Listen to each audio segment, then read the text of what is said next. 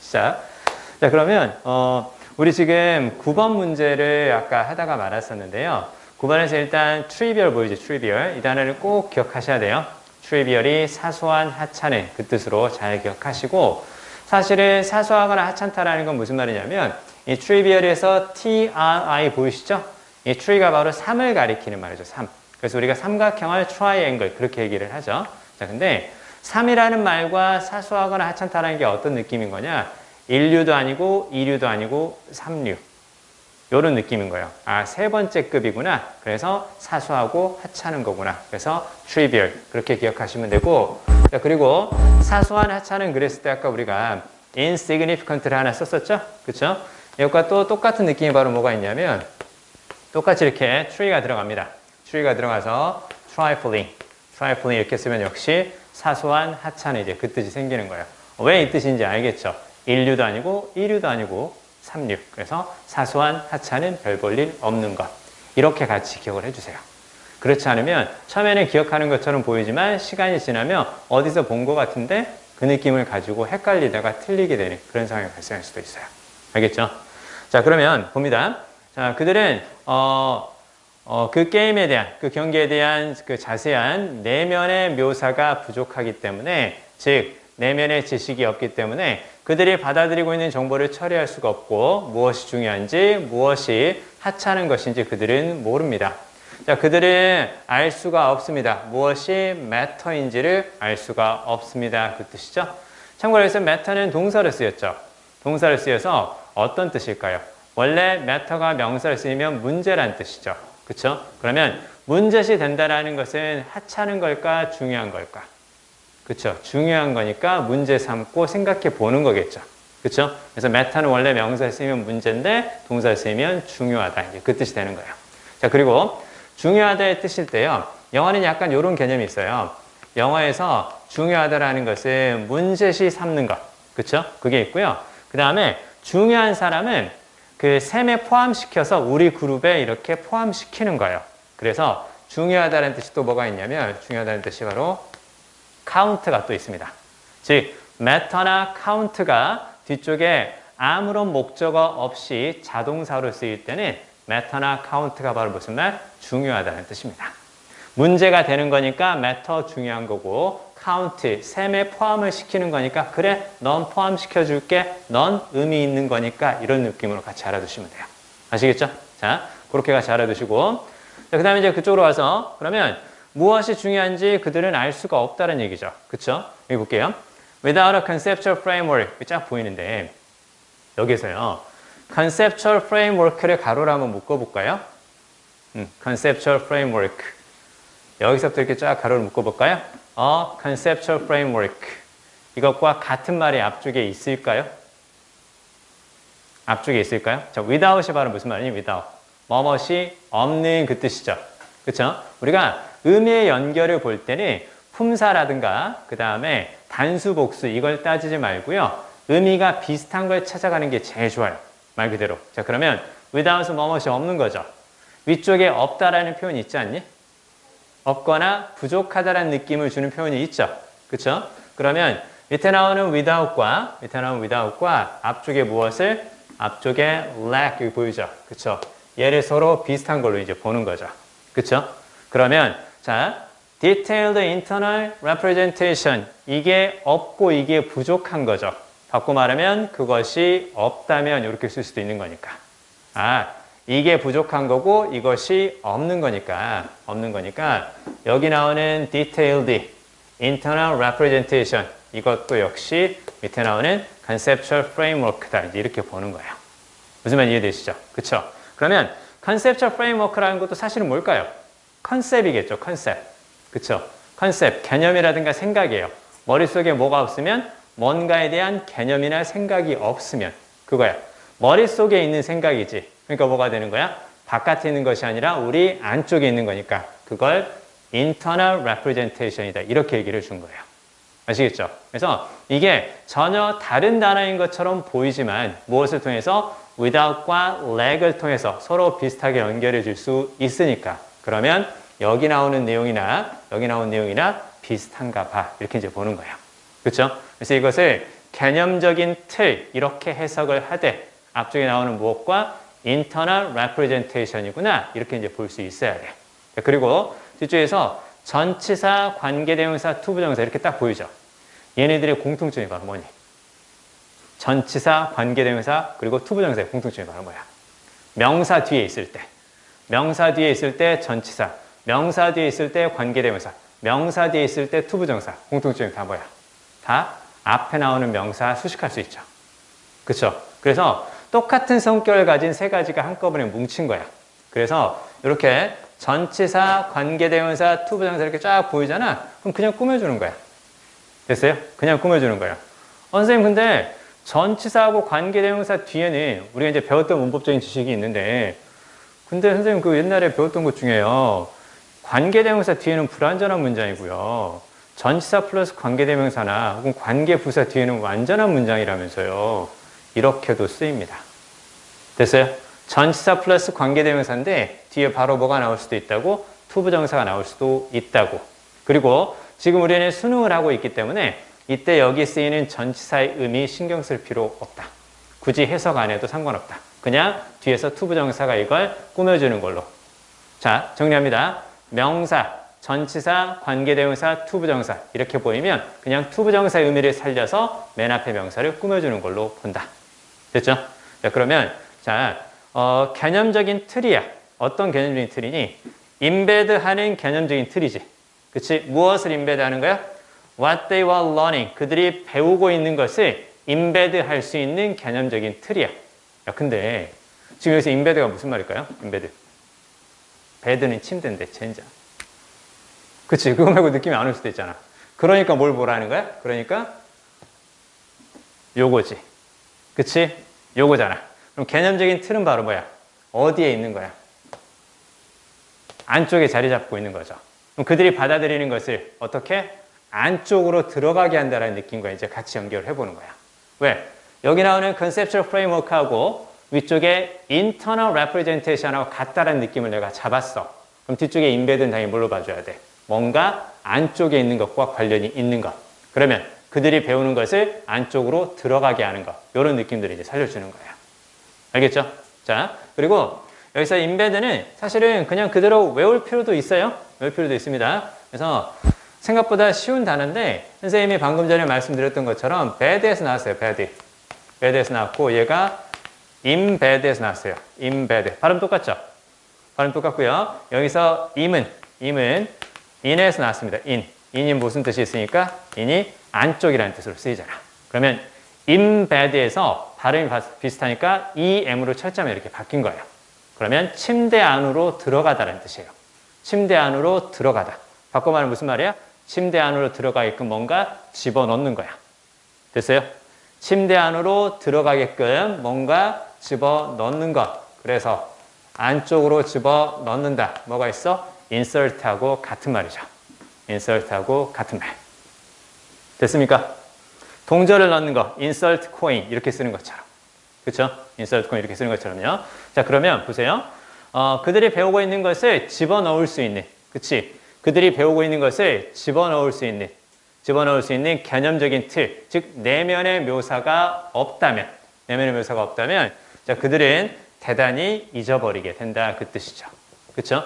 자, 여기서 이제 중요한 건 바로 이거다. 자, 선생님이 저번에도 한번 말씀을 드린 적이 있는 것 같은데요. 우리가 해석을 잘 했단 말이야. 그치? 해석을 잘 했는데 without이 있고요. without이 있고 쭉 읽어가다가 뒤쪽에 나올 수도 있고 앞쪽에 나올 수도 있는데 without이 보이고 그 다음에 unless가 보인단 말이에요. unless가 딱 보이면 둘의 공통점은 바로 뭐냐? 둘 다 뭐뭇이 없다면 뭐뭐하지 않는다면 그 뜻이에요. 물론 차이점은 얘는 전치사니까 뒤쪽에 명사라든가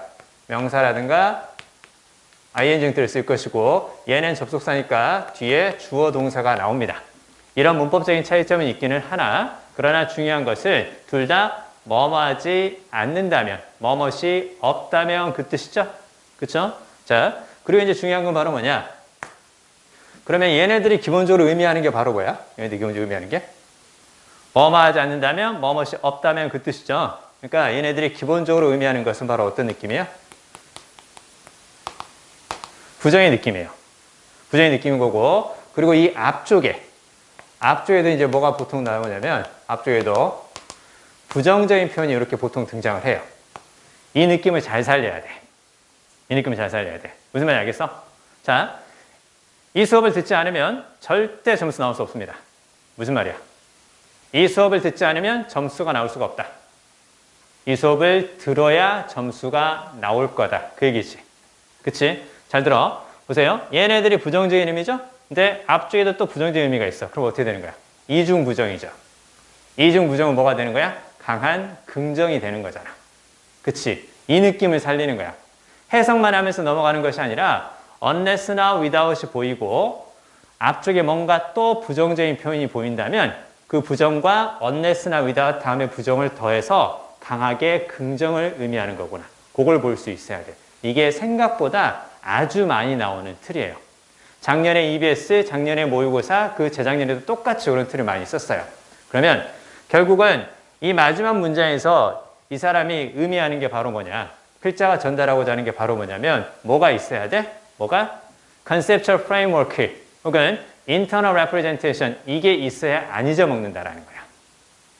즉 뭔가 기억하려면 뭐가 있어야 돼? 머릿속에 어떤 개념의 틀이 있거나 머릿속에 어떤 그 지식이라든가 묘사할 수 있는 그 체계가 있어야 된다. 이렇게 정리할 수 있어야 되는 거야. 알겠니? 그러니까 이거를 해석을 했다고 좋아하지 말고 결국 여기에서 키워드는 바로 뭐다? 키워드는 Conceptual Framework라든가 Internal Representation이다. 이걸 캐치하고 넘어갈 수 있어야 돼. 알겠죠? 요거 잘 기억해 주세요. 잘 기억해 두시고. 자, 그러면요. 여기까지 보고요.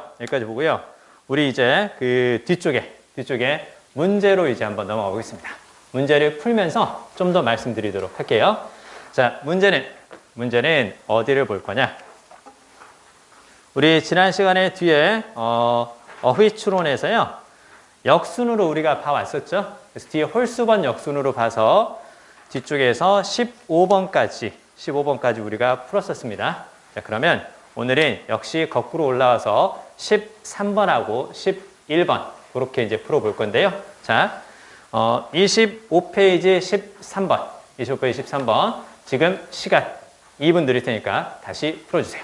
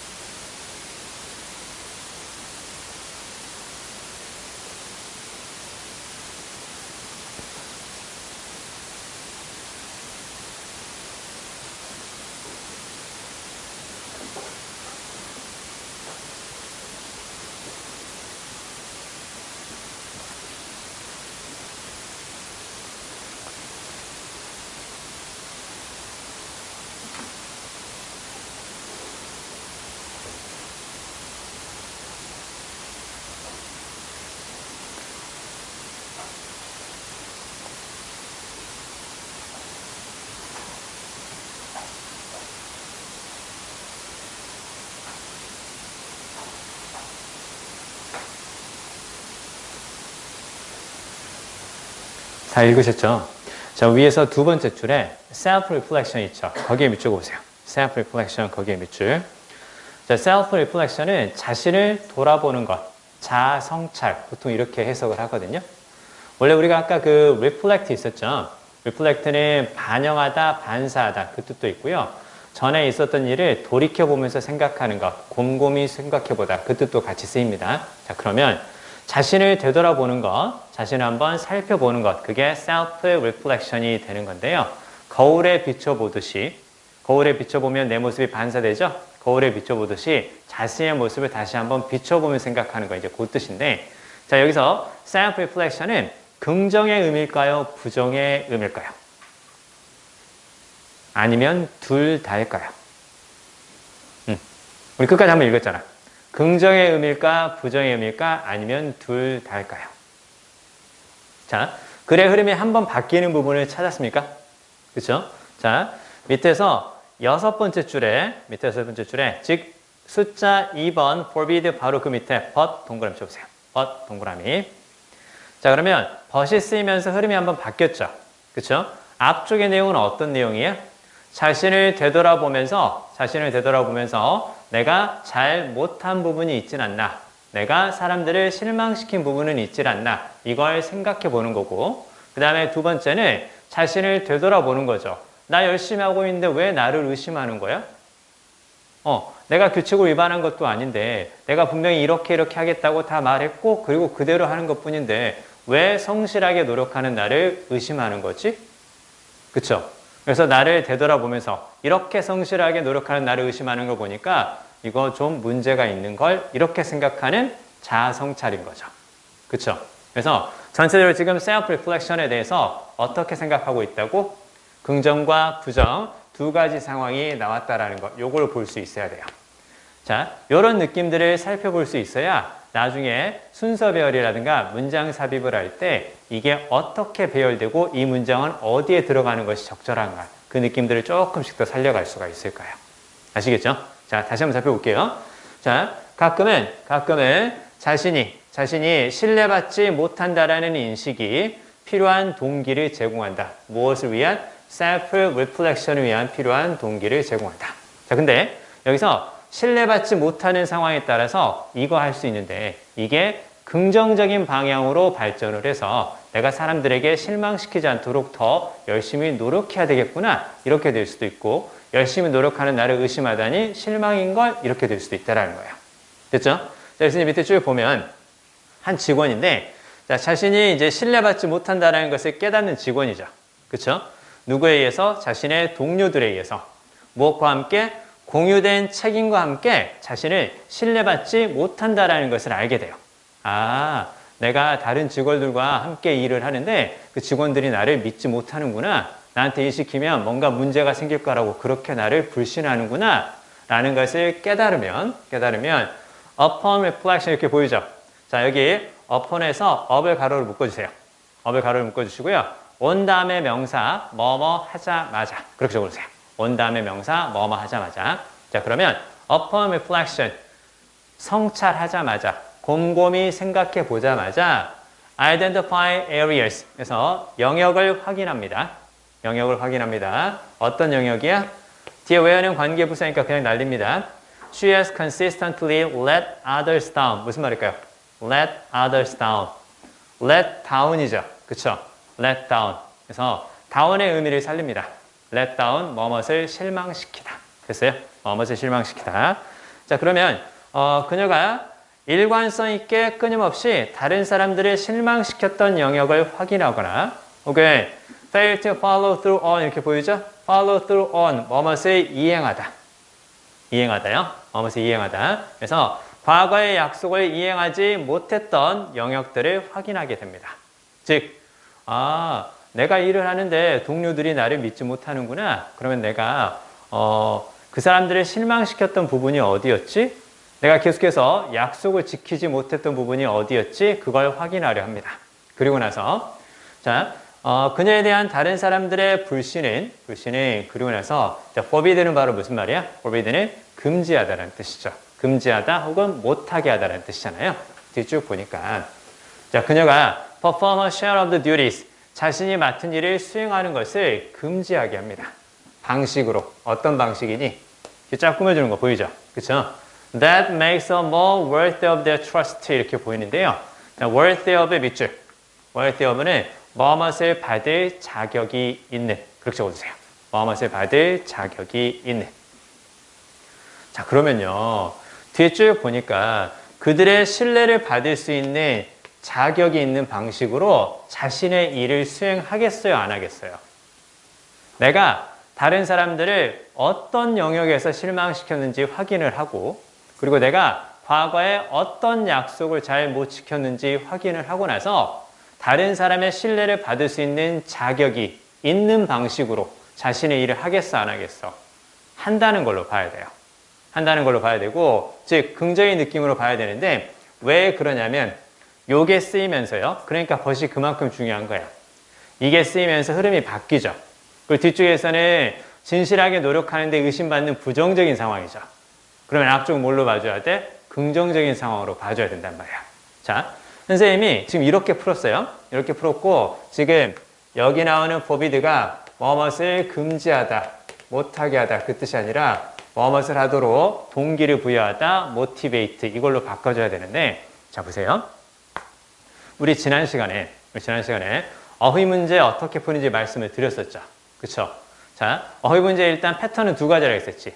A, B, C 선택형이 있고 그 다음에 1번부터 5번까지 밑줄형이 있다고 말씀을 드렸어요.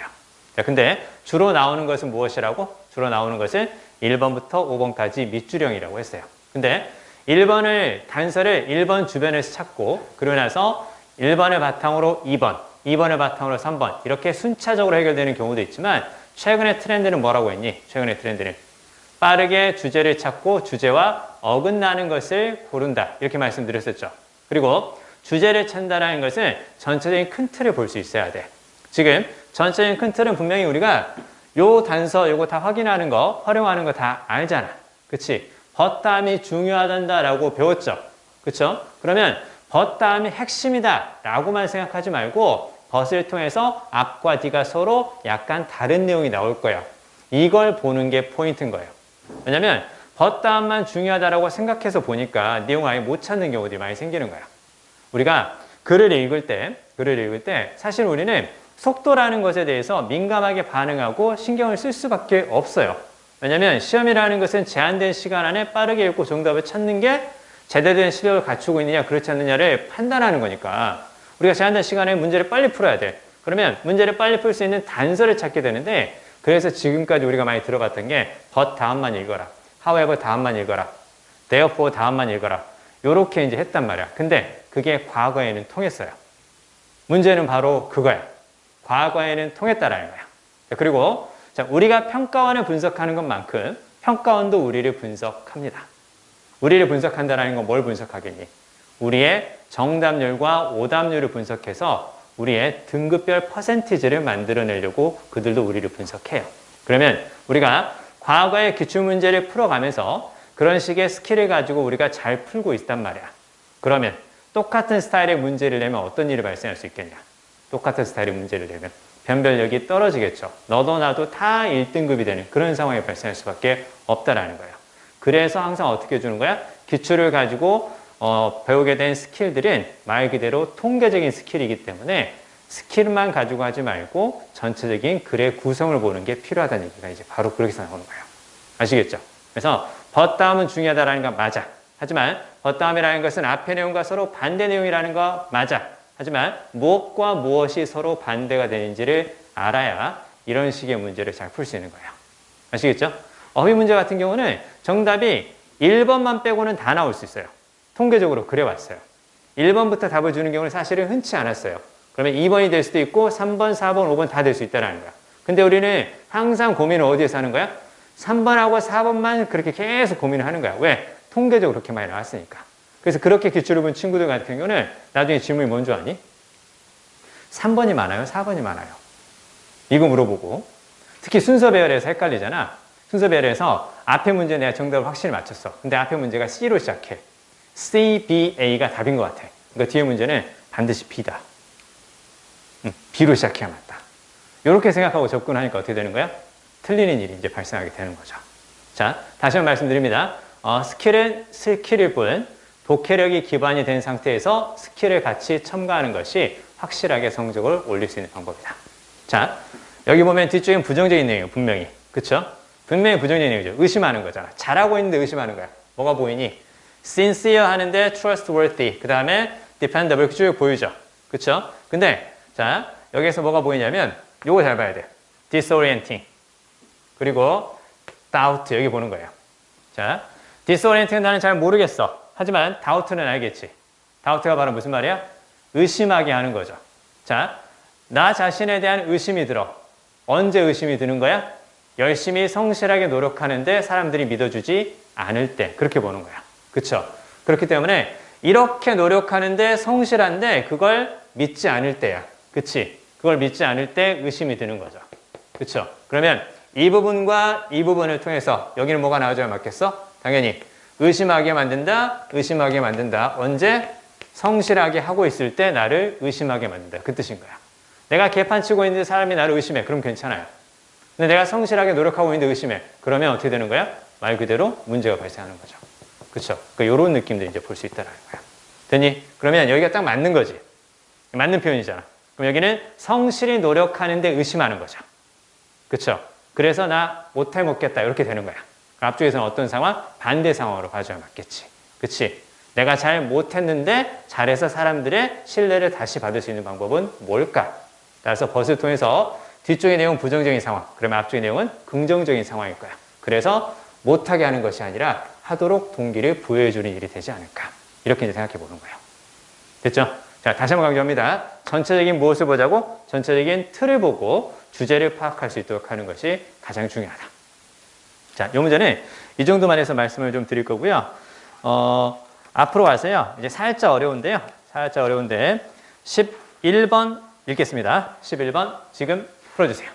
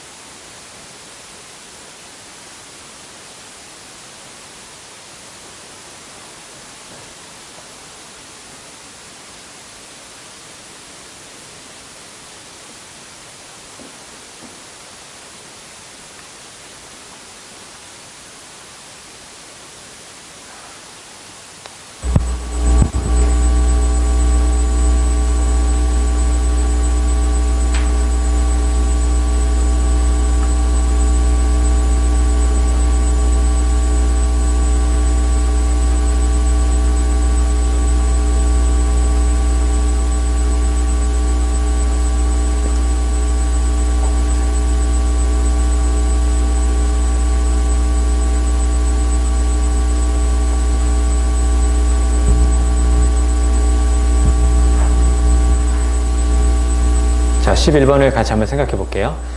여러분 11번 있죠? 그 11번을 그 반복을 좀 하면서 좀 복습을 좀 해주세요. 요런 패턴이 상당히 좋아요. 앞에서부터 순차적으로 쭉쭉 읽어가면서 단서들이 보이는 패턴이거든요. 이게 1번부터 5번까지 1번을 바탕으로 2번, 2번을 바탕으로 3번 이렇게 볼 수 있는 순차적으로 해결되는 가장 대표적인 스타일이고요. 그 다음에 지문서에서 우리가 이제 또 뭘 찾아갈 수 있냐면 밑줄이 실제로 의미하는 것이 표면적 의미가 아니라 문맥적 의미를 읽어야 된다는 것을 볼 수 있는 쉬운 사례입니다.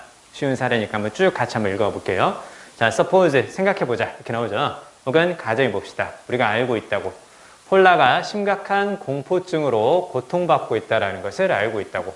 이 포비아 보이죠? 포비아는 무서워하는 것 이렇게 보시면 되고요. 좋아하는 것은 매니아. 됐죠? 좋아하는 것은 매니아, 무서워하는 것은 포비아 이렇게 보면 돼요.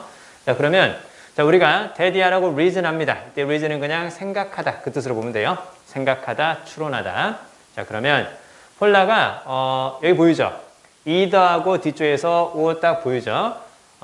뱀 혹은 거미를 두려워한다라는 것을 우리가 생각을 한다면 그렇다면 자, she is not afraid of snakes. We will conclude that Paula is afraid of spiders. 이렇게 보이죠?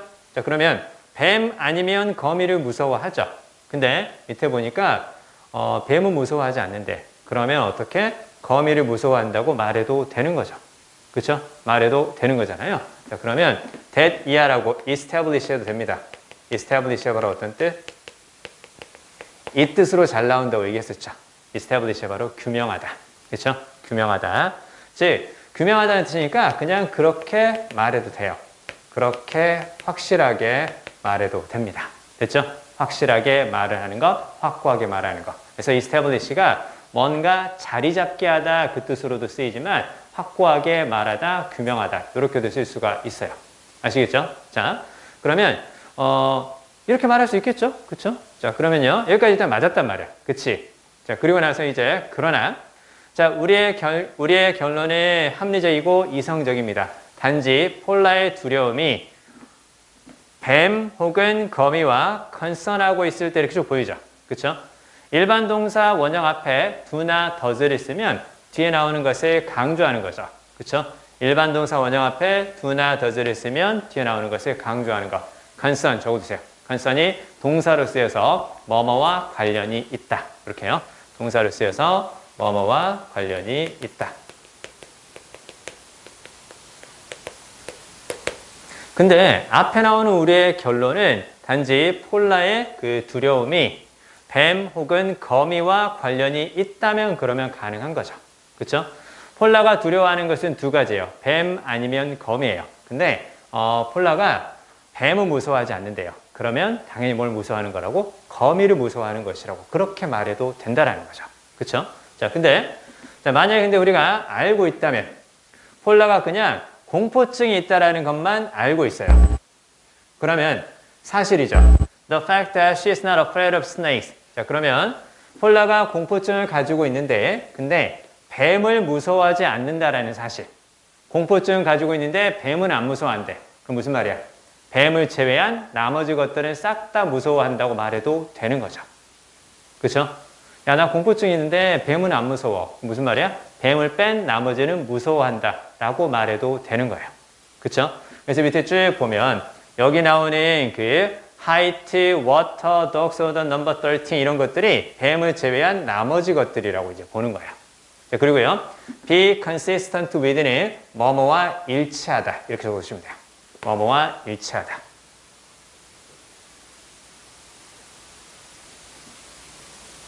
자, 그러면요. 여기 한번 볼게요. 자, 더 일반적으로 한번 생각해 봅시다. 만약에 우리가 리스트를 제공받게 돼요.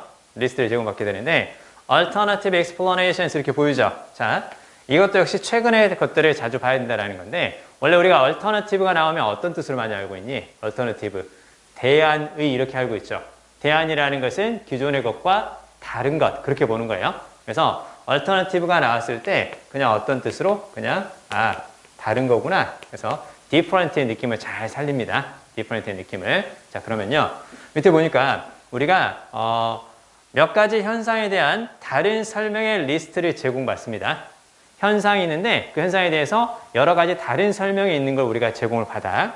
자, 그리고 나서 자, 우리가 설득이 돼요. that 이하라고 설득이 됩니다. 여기 but 보이시죠? 이때 but을 뭐뭇을 제외하고 그 뜻으로도 쓰입니다. 뭐뭇을 제외하고 명사 바로 앞에 쓰이는 but은 뭐뭇을 제외하고. 그럼 이 부분 잘 봐야 된다. 자, all but one of those explanations 보이죠? 무슨 말이니? 자, 그러한 설명 중에 하나를 제외한 모든 것. 됐죠?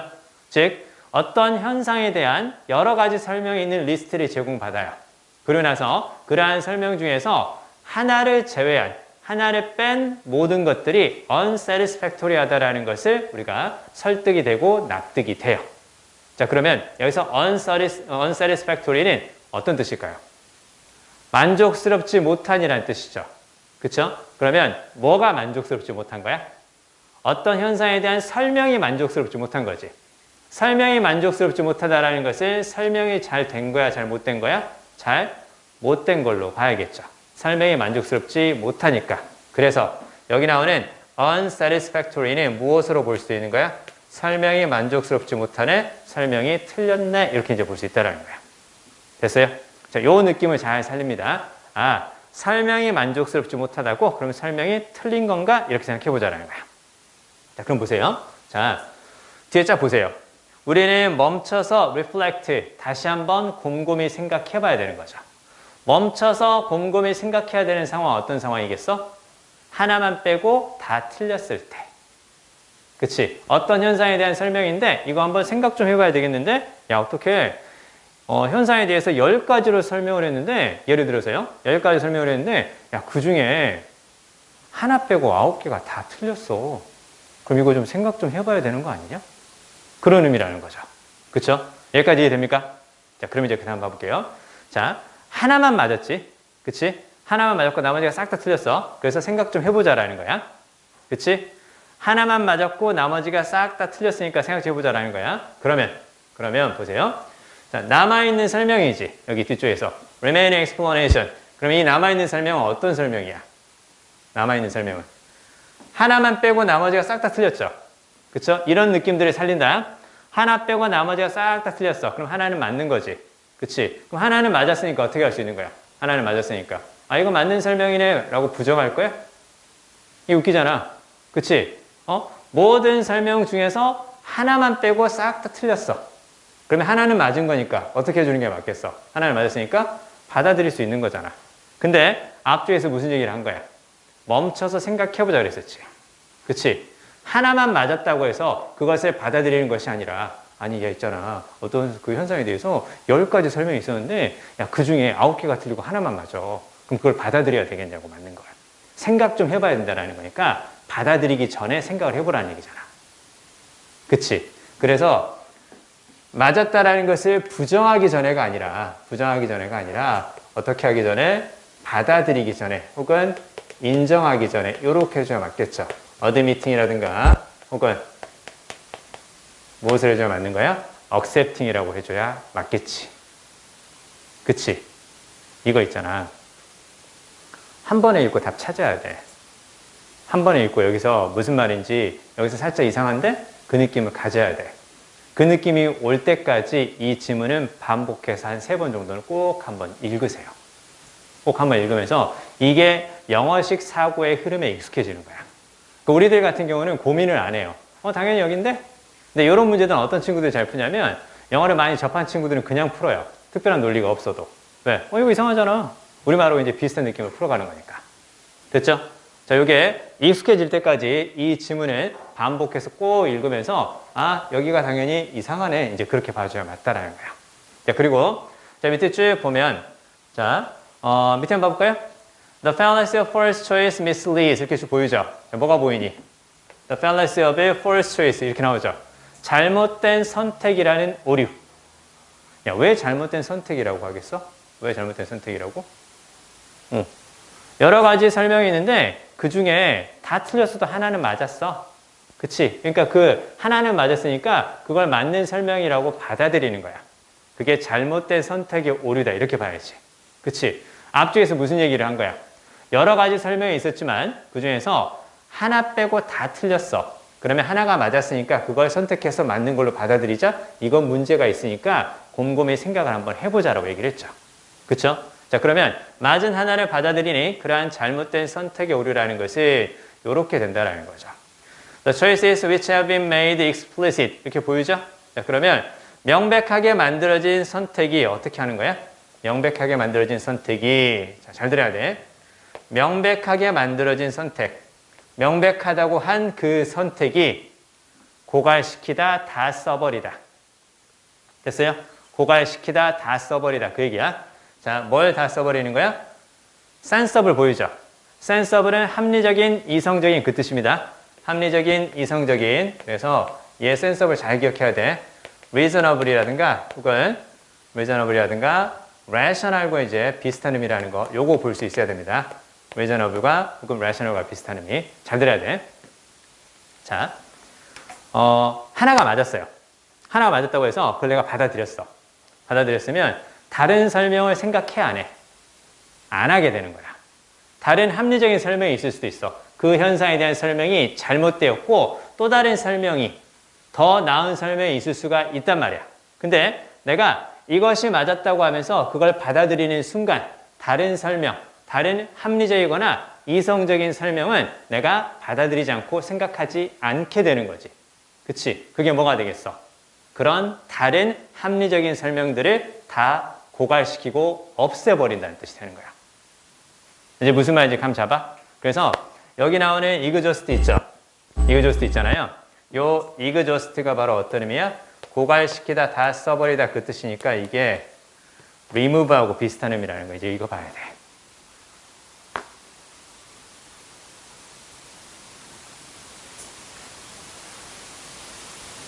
자, 다시 한번 정리한다. 내가 뭔가 현상에 대한 설명을 하나를 딱 받아들였어. 그걸 받아들이는 순간 다른 설명은 우리가 생각하지 않는 거지. 그치? 내가 딱 요게 맞는 설명이라고 받아들이는 순간 다른 설명을 생각하지 않는 거야. 무슨 말이야? 다른 합리적인 다른 설명들, 그치? 다른 설명들을 다 제거하는 게 될 수도 있다는 거야. 이제 알겠어요? 이게 작년 문제야. 작년 문제라고. 자, 이 문제에서 우리가 뭘 봐야 되는 거냐? 자, 어려운 단어 있습니까? 사례가 어려웠습니까? 폴라가 뱀이나 거미를 두려워한다라는 거, 그거 이해 안 되고 정말 받아들이기 힘든 사례였니? 아니지. 그치? 근데 단어는 어렵지 않았지만 한 번쯤은 생각을 해보게끔 하는 기본적인 논리를 썼죠. 이게 작년의 문제야. 평가원이 최근에는 이런 트렌드를 좋아한다라는 거야. 이제 무슨 말인지 알겠니? 쉬워 보이는 것일수록 내가 확실하게 알고 있는지를 꼭 확인해야 되는 거야.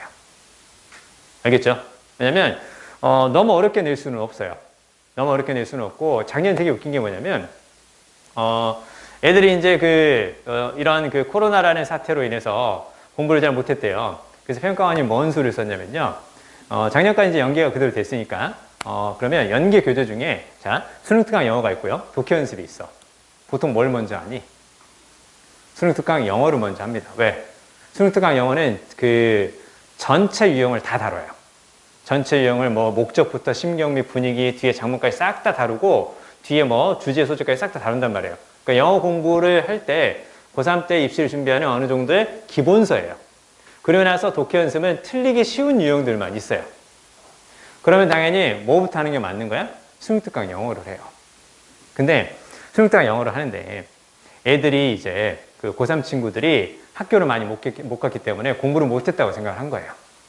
그러면 재수하면서 이렇게 시간 내서 공부한 그 친구들에 비해서 고3 친구들이 너무 불리한 거 아니냐. 그래서 6평이 어디서 연계가 많이 됐냐면 애들이 아주 공부를 덜 했을 거라고 생각하는 독해 연습에서 연계를 많이 했어요.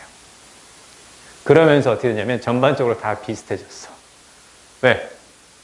재수생도 독해 연습 아직 안 받고 고3도 독해 연습 아직 안 받고, 그러니까 결국은 둘 다 안 본 걸로 출제를 한 거예요. 그래서 비슷하게 맞춰놨어요. 이게 뭘 의미하냐면 평가원이 우리가 어떻게 생각하든지 우리의 예상을 뒤집는 일을 할 수도 있다는 얘기입니다. 그래서 평가원의 트렌드를 읽을 때 기본적인 독해력을 키워야지 좋은 점수가 나온다는 것을 작년의 사례를 통해서도 볼 수가 있습니다. 그렇잖아. 한 번 어떤 일이 있었는지 아냐? 한 번은 옛날에 그 M사에 어딘지 알죠? 자, M사에 정말 일타 강사가 있었어요. 그게 한 7년인가 8년 전인데요. 지금도 조금 유명하지만 조정식 아닙니다. 자, 그 다음에 그 사람이 어떻게 했었냐면 그때는 EBS 연계가 정말 대세였던 그 시절이에요. 대세였던 그 시절이어서 거의 뭐 EBS만 그 달달달 하잖아요. 그러면 뭐 그냥 2등급은 나오는 그 시절이었어요.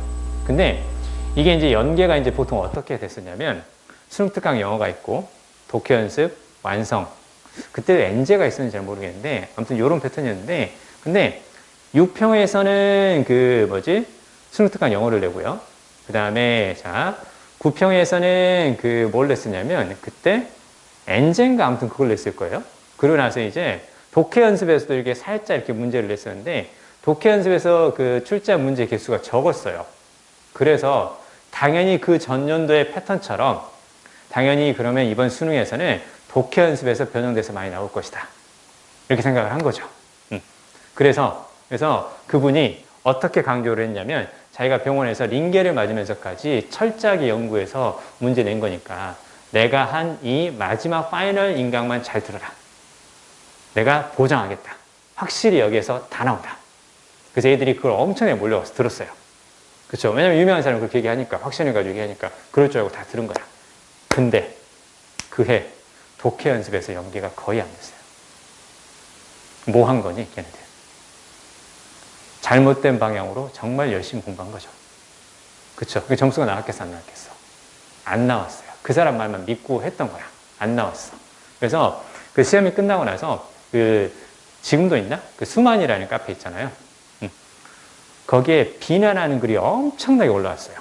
M사의 누구 강사 믿고 따랐는데 이게 뭐냐고 저도요 젠장 뭐 고소해야 되는 거 아닌가 막 그렇게 나오는 거야. 그래서 나중에 그 사람이 공식적으로 사과했어요. 죄송하다고. 그걸 내가 어떻게 알았냐? 그렇게 해서 삼수한 친구가 학원에 와서 등록하면서 영어 선생님 좀 보자고. 영어 선생님을 딱 보자고. 왜냐면 영어 때문에 자기 아들이 삼수했다는 거예요. 그래서 나를 딱 불러놓고 선생님이 영어 선생님이신가요? 아, 네. 처음 만났는데 되게 큰 잘못을 한 것 같다고 생각이 막 드는 거야. 아, 네, 그런데요? 혹시 선생님 좀 가르치는 방식에 대해서 제가 좀 물어봐도 될까요? 아, 네. 그러세요, 어머니. 선생님도 혹시 선생님만 믿으면, 다 맞을 수 있다. 뭐 그런 식으로 애들한테 가르치시나요? 아니요. 저도 잘 모르겠는데요. 저는 그렇게 하지 않고요. 독해력을 키우는 게 중요하다라고 그렇게 얘기하는데요. 아, 그러세요? 정말 다행이네요. 그래서 그 학생은 선생님한테 맡겼고 선생님 반이 됐어요. 옛날에 선생님이 담임이었으니까. 선생님 반이 됐는데 그 친구 포항에서 올라온 친구거든요. 지방에서 올라와서 재수를 했어요. 노량진 선생님 그때 이제 노량진에서 강의하던 시절인데 노량진에서 이제 그 고시원에서 살면서 재수를 한 거예요. 얼마나 힘들었겠니? 그치? 고시원은요, 딱 들어가면 요 정도 크기밖에 안 해요. 선생님 한번 고시원에 살아본 적 있거든요. 딱 2명이 누우면 적당한 공간이에요. 딱 2명이, 성인 남성 2명이 딱 누우면 적당한 공간이에요. 얼마나 좁겠니? 고시원에 있으면 약간 폐소공포증이 막 생겨요. 그리고 옆에 있는 애가 무슨 얘기 하는지 다 들려요. 방음도 잘 안 돼요. 옆에 있는 애가 여자친구하고 싸우고, 여자친구처럼 보이지만 지만 그렇게 생각하는 애하고 싸우고, 그 다음에 뭐 엄마랑 싸우고, 왜 돈 안 보냈냐는 둥, 뭐 보냈는데 벌써 다 썼냐는 둥, 서울이 물가가 비싸다는 둥, 막 그 얘기 다 들려요. 그래서 이게 정말 집중이 안 되기 때문에 바깥으로 나올 수밖에 없는 그런 좋지 않은 상황인데, 거기에서 1년을 버티면서 공부를 했는데 그렇게 결과가 안 좋은 거야. 그래서 다시 이제 삼수를 했어.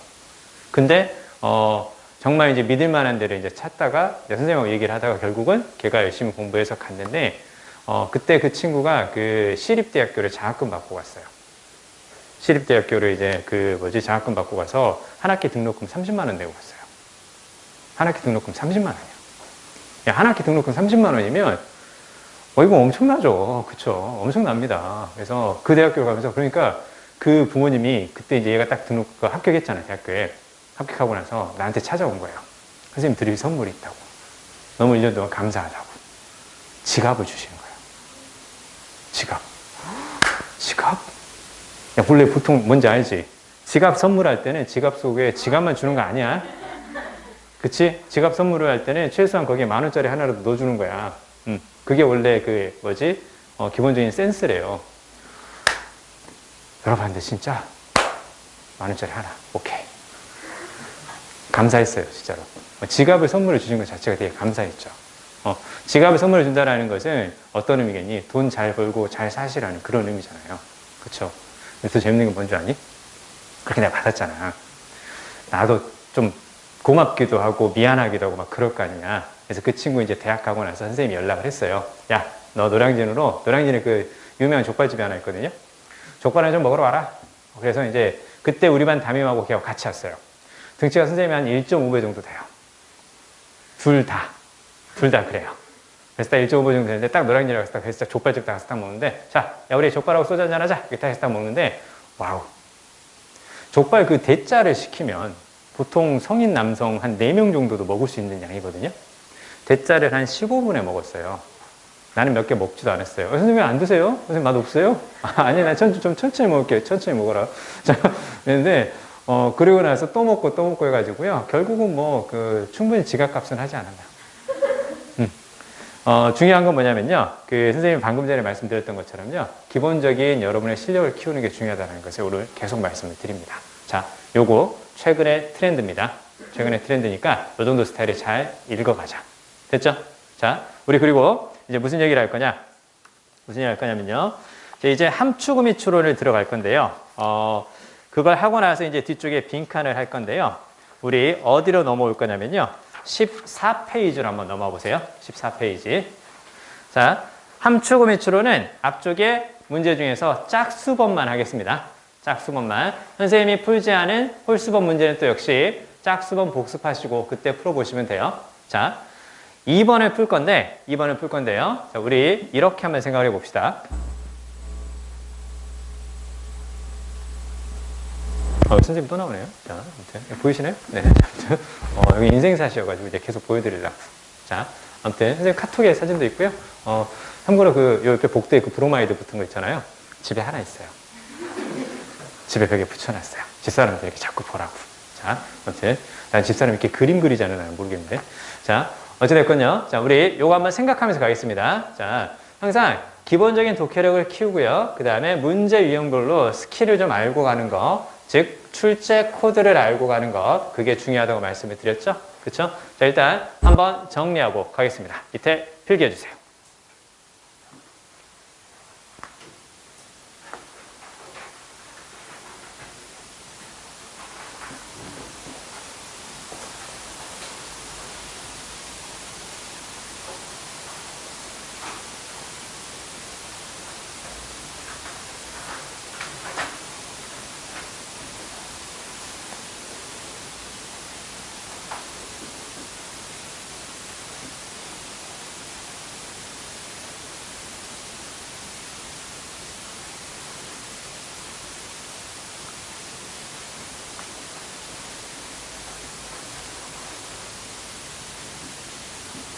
밑줄 어휘의 의미가 중요한 것이 아니다. 그리고 맨 밑에 선택지 단어 하나까지 꼼꼼하게 살필 것. 이렇게.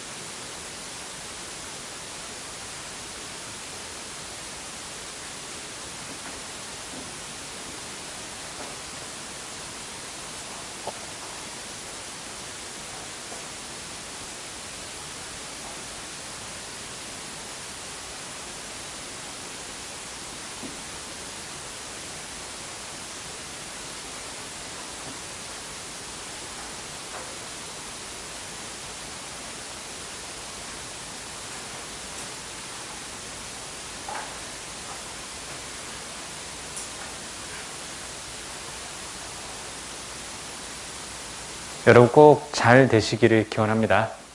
선생님이 매년 기도하거든요. 그리고 선생님 장모님도 매년 기도를 해주세요. 기도라고 하는 게 맞나? 부처님한테 이렇게 불공을 드린다고 그건데 늘 그렇게 드리거든요. 그러니까 여러분은 기도하지 말고 공부하면 된다는 얘기입니다. 주변에서 잘 해주고 있으니까. 그리고 여러분 꼭 성공하셔야 돼요. 꼭 성공하셔서 꼭 부자 되시기 바랍니다. 진짜. 그래서 여러분이 한 20년 뒤에 젊은 CEO가 된다면 회사에 건물이 있을 거 아닙니까? 그렇죠? 그럼 건물 밑에 1층에 그 건물을 관리하는 사람이 필요할 거예요. 그렇죠? 그때쯤이면 내가 좀 나이가 좀 많이 들 때가 아니겠습니까? 지금부터 20년 뒤니까. 그럼 그때 여러분이 사장님이면 그때 나를 채용해 주세요. 진짜. 나 열심히 일할 거고요. 선생님 딱 보면 알겠지만 밥 많이 먹거나 어떤 식량을 축내 그런 인간은 아니죠. 그렇죠? 선생님은 오랜 다이어트로 인해서, 선생님 다이어트 중입니다. 오랜 다이어트로 인해서 적게 먹고 오래 버티는 것을 몸에 밴 사람이에요. 그래서 회사의 자원을 축내거나 하는 절대 그런 사람 아닙니다. 자, 그리고 선생님은 기본적으로 영어도 되고요. 영어도 되고, 그 다음에 약간의 Survival Chinese, 중국어도 좀 됩니다. 그렇기 때문에 외국 사람이 왔을 때 최소한 회사의 보안을 해치는 그런 행위를 내가 막을 수 있어요. 중국어로 저리 가세요. 영어로 저리 가세요. 다 되는 거죠. 그렇죠? 즉, 여러 나라 말에 능숙하고 그리고 회사의 자원을 축내지도 않는 아주 훌륭한 인재입니다. 그리고 공휴일도 나오겠습니다. 쉬지 않아도 됩니다. 그래서 충분히 나와서 열심히 일하겠고요. 여러분이 이제 차를 타고 올 거 아닙니까? 여러분이 사장님이니까 당연히 기사도 있을 거고 그때 문 열어드리겠습니다. 그래서 이렇게 뒷문 딱 열어드리고 당연히 90도 인사합니다. 한 가지 부탁드리겠습니다. 제발 수고한다고 말은 해도 되지만 머리는 쓰다듬지 말아주세요. 흰머리 많이 났네. 고생 많았나 봐. 아이고 그래도 옛날에는 영어 좀 하더만 지금은 또 좀 뭐 발음이나 좀 하나? 뭐 이렇게 그러지만 말아주시면 열심히 일하겠습니다. 진짜 깍듯이 사장님으로 모실 테니까 꼭 제발 성공하십시오. 여러분의 성공은 선생님의 노후입니다. 진짜 여러분이 꼭 성공하셔야 돼요. 나 월급 많이 달라는 얘기 안 해요. 대신 주기는 해라. 그렇잖아. 아이고 우리 가족 같은 사이인데 가족끼리 뭔 월급이야. 그냥 석 달만 좀 더 해. 그렇게 하지는 말고 아시겠죠? 여러분 꼭 성공하셔야 돼요. 진짜. 지금 한 친구가 작년에 말하고 왔습니다. 자기 20년 뒤에 성공할 거니까 핸드폰 전화번호 바꾸지 말고 기다리고 있으라고. 그때 꼭 연락드릴 테니까 기다리시라고. 자기는 지금 간호학과를 다니고 있으니까 자기가 병원장이 될 거래 나중에. 그때 꼭 1층에 선생님 쓰실 테니까 그때 꼭 오시라고. 나중에 종강할 때 선생님 전화번호 알려드릴 테니까요. 지금도 알고 있잖아요. 근데 사실은 지금도 알고 있잖아요. 그러니까 절대 안 바꾸겠습니다. 여러분 중에 분명히 성공하는 사람 있을 거예요. 진짜로. 그때 꼭 선생님 좀 채용해 주시기 바랍니다. 여러분 성공에 조그만한 밑거름이라도 될 수 있도록 열심히 오래 강의할 테니까 꼭 성공하시기 바랍니다. 꼭. 자, 무슨 말씀을 드릴 거냐? 요게 포인트입니다. 요게 포인트예요. 자, 그러면 결국 무슨 문제하고 똑같아? 주제나 제목 문제하고 똑같아. 그러면 주제나 제목 문제는 반복되는 키워드 찾는 겁니다. 근데 제일 중요한 게 사실 요거야. 요거. 결국 우리가 지문에서 대강의 내용을 파악하지만 밑에 보기에서 헷갈리기 때문에 문제예요. 밑에 보기에서 헷갈리기 때문에. 자, 밑줄 앞에 부정 표현에 일단 주의한다. 자, 밑줄은 주제나 제목과 관련이 있는데 밑줄 앞에 no, not, never 이런 것들이 있어. 뭘 봐줘야 돼? 주제와 반대되는 선택지를 골라야겠죠.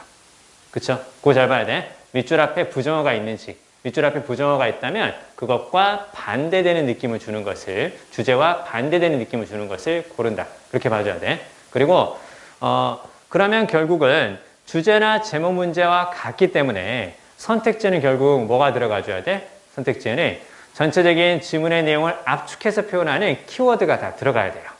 그러면 지문에서 반복 강조하는 키워드 있죠. 그 키워드가 빠져 있거나, 잘 들어야 돼. 지문에서 반복 강조하는 키워드가 빠져 있거나 키워드가 아닌 단어를 포함한 선택지는 정답이 될 수가 없다. 됐어요?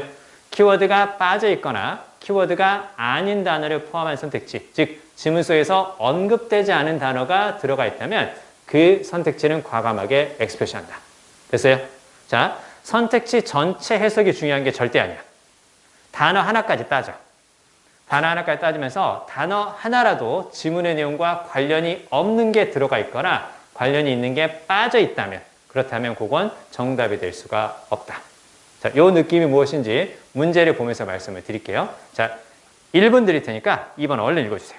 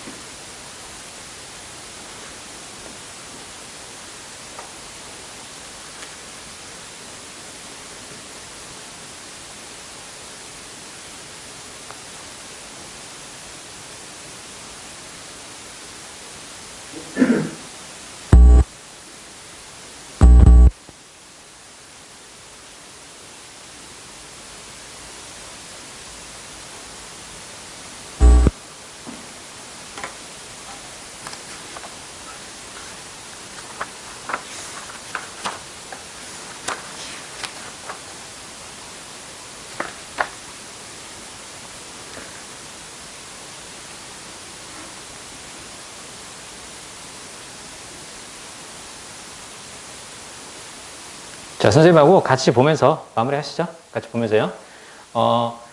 같이 읽어가면서요. 표현은 다르지만 같은 의미인가 한번 생각해 보시죠. 이건 주제나 제목 문제하고 비슷하다고 그랬었죠. 주제나 제목은 다른 표현을 써가면서 결국은 반복 강조하는 경우가 많다고 말씀을 드렸었죠. 자, 그 틀을 찾아가고요. 그 다음에 기본적인 구성이 좀 보이나요? 기본적인 구성. 상위 개념, 하위 개념. 그 느낌이 좀 왔냐? 그치? 구체적인 예를 드는 부분이 있고 뭔가 포괄적으로 말해주는 부분이 있다면 그 느낌을 살리는 거예요. 그리고 포괄적으로 말해주는 그 부분, 그리고 구체적인 사례가 보인다면 포괄적인 부분에 좀 더 집중해서 읽어가면 돼요. 자, 보세요. 자, 어디에서 끊어볼 수가 있냐면 여기 있죠, 여기.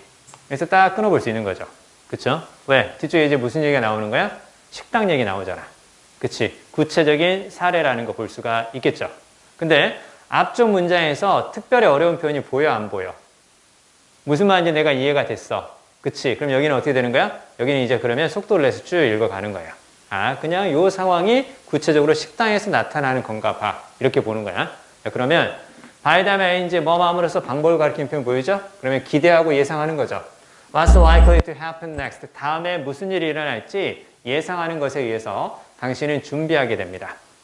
몇 가지 most likely, 가장 가능성 있는 시나리오를 당신은 준비하게 됩니다. So that, 그래서, 네, 그래서로 그대로 읽어갑니다. 그래서 you don't have to figure things out while they're happening. 그것들이 일어나는 동안에 당신은 figure out 할 필요가 없습니다. 자, figure out은 바로 무슨 말이야? 알아내다라는 뜻이죠. figure out, find out, 다 같은 의미. 자, 그러면 자, 예상을 통해서 당신은 무슨 일인지 알아내지 않아도 돼요. 그쵸?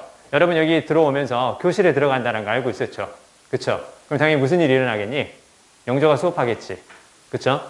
본인은 웃기다고 얘기하겠지. 난 재미없는데. 그러고 나서 웃어주니까 좋더라. 뭐 이렇게 다 예상이 된단 말이야. 그쵸? 자, 그런 느낌이라고 생각하면 돼.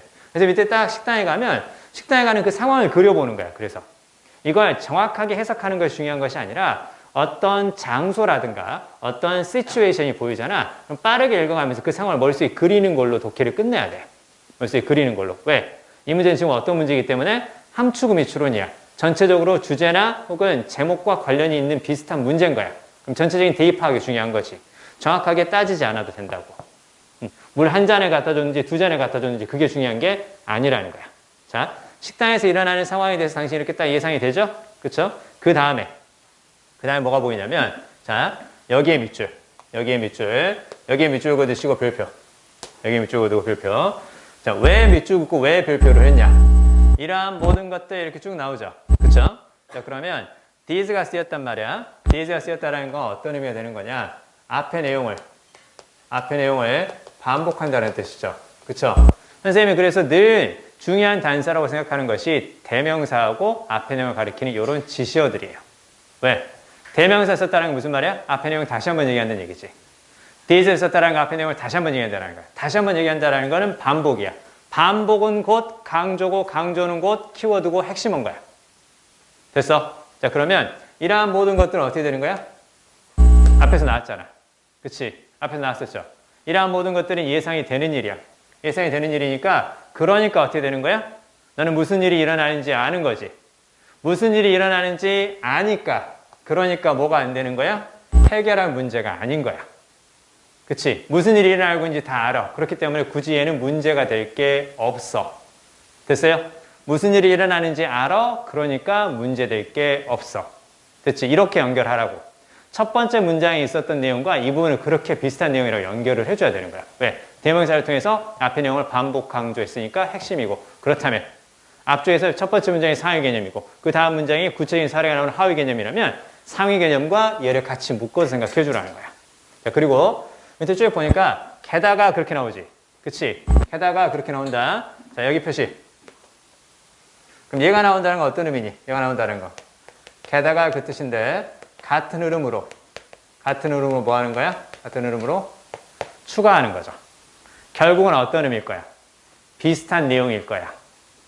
잘 들어. 비슷한 내용일 거야. 근데 이렇게 말했다. 자, 어떤 일이 일어나는지 예상할 수 있으면 그러면 다 알아낼 수 있는 거니까 문제될 게 없고 쉬워지는 거야. 됐어?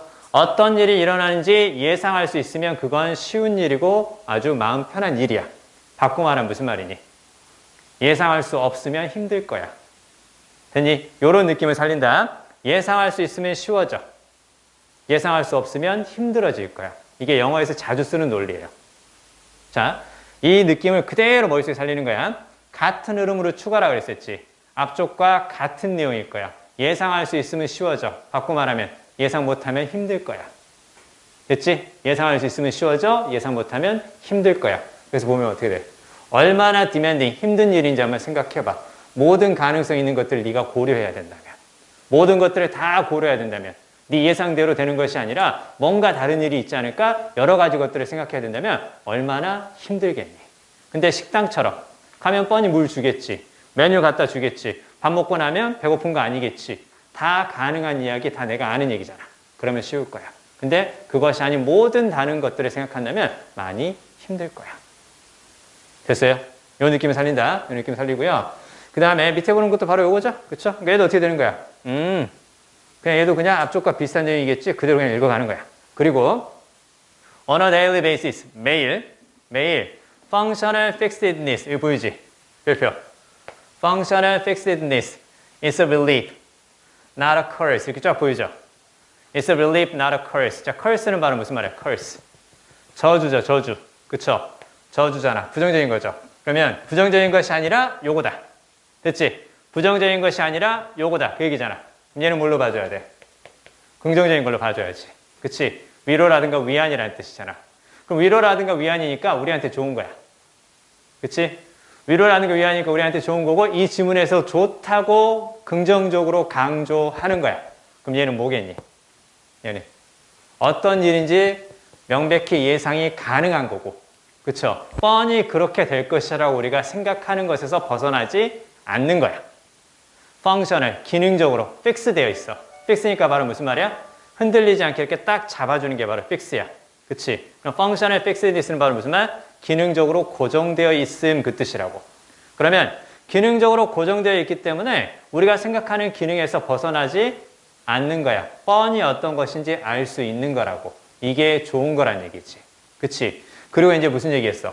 그러고 나서 That's why 보이죠? That's why 밑줄. That's why는 수하고 같은 의미예요. That's why는 수하고 같은 의미. 그래서 같은 흐름이죠? 그쵸? 그래서 당신은 심지어는 다른 것들을 생각해 볼 필요도 없어요. 어차피 뻔하니까. 어차피 뻔하니까. 자, 그리고 이제 밑에 보세요. 그래서 보세요. 당신이 다른 것들을 생각해 보려고 시도한다면 당신은 아무것도 할 수가 없을 거예요. 다른 거 생각하지 마. 어차피 그건 뻔하니까. 됐어? 다른 거 생각하지 마. 시도해봐야 안 될 거야. 어차피 그건 뻔해. 그치? 그렇다면 요 얘기를 했지. 그러고 나서 so don't knock the box 보이지? 그럼 so가 나왔죠? so가 나왔다는 건 무슨 말일까요? 앞쪽과 같은 흐름으로 결론이에요. 그쵸? 같은 흐름으로 결론일 거야. 그럼 얘도 바로 무슨 얘기겠어? 뭐 하자는 얘기야? functional fixedness가 좋은 거야. 그치? 말 그대로 그냥 뻔한 상황을 생각해 주는 게 좋은 거야. 그러면 이걸 상자를 쓰러뜨리지 마세요. 이렇게 해석하는 것이 아니라 전체적으로 주제가 바로 뭐야? functional fixedness가 키워드였고 예상대로 될 거라고 생각하고 하자. 그 얘기였잖아. 그치? 그러면 그것과 비슷한 말이 이제 찾아가는 겁니다. 그게 바로 뭐냐? 그게 바로 1번에서 habitual 보이죠? habitual expectation. habitual이 바로 무슨 말? 습관적인, 상습적인 그 뜻이죠. 그럼 습관적이라든가 상습적이라는 것은 뻔히 그거라고 우리가 예상하고 알 수 있는 거잖아. 그래서 요게 답이 되는 거고 나머지 잘 봐야 된다. 그러면 어차피 뻔한 거니까 의심하지 말란 얘기지. question 하면 돼, 안 돼? 안 되잖아. 그쵸? 의심을 한다는 건 무슨 말이야? 다른 걸 생각해 본다는 얘기지. 그치? question 하면 안 되지. 그 다음에 바꾸면 돼, 안 돼? 안 되잖아. 그쵸? 바꾸면 안 되는 거고 그 다음에 think of all possible outcomes 이거 생각하면 돼, 안 돼? 역시 안 되죠. 그 다음에 extend all the boundaries. boundary니까 경계선이지. 경계선을 확장한다는 건 무슨 말이야? 경계선을 확장한다는 건 이거 전화기 수학이네? 망치로 쓸 수 있겠군. 이렇게 하면 안 된다는 거죠. 실제로 군대에서 가능했다. 그래서 무전기 수화기를 비상시에는 망치로 쓰고요. 그리고 가끔은 그 다른 사람을 이렇게 혼낼 때도 쓰고 막 그러더라고요. 그래서 이렇게 퍽 치면 이렇게 이제 머리가 2개가 되고 막 그래요. 당해봤다. 자, 아무튼. 자, 우리 이제 다음 시간에는요, 뭘 할 거냐면, 자, 동그라미 쳐보세요. 동그라미 쳐보시고, 4번, 6번, 그리고 10번. 4번, 6번, 10번. 그 문제만 빼고 푸세요. 그 문제만 빼고 푸시고요. 우리 다음 시간에 4번, 6번, 10번 그거 할 거고요. 자, 지금 영상으로 보시는 분들은 여러분 인생의 터닝 포인트를 꼭 댓글로 올려주시고 답은 나온 것 같다. 선생님을 만난 그 순간. 자, 고생하셨습니다.